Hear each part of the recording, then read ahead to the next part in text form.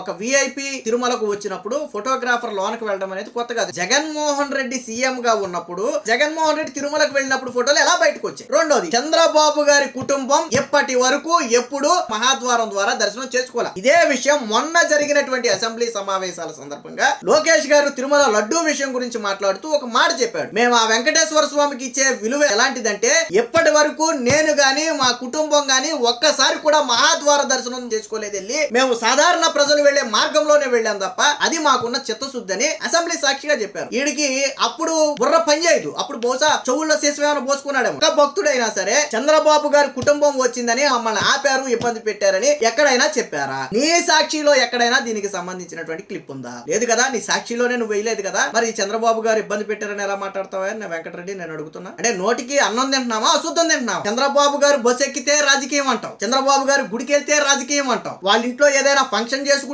రాజకీయం అంటాం. అంటే దేవుడు సిగ్గు శర్మ అనేది ఏం పెట్టలేదా నీకు మీ నాయకుడికి?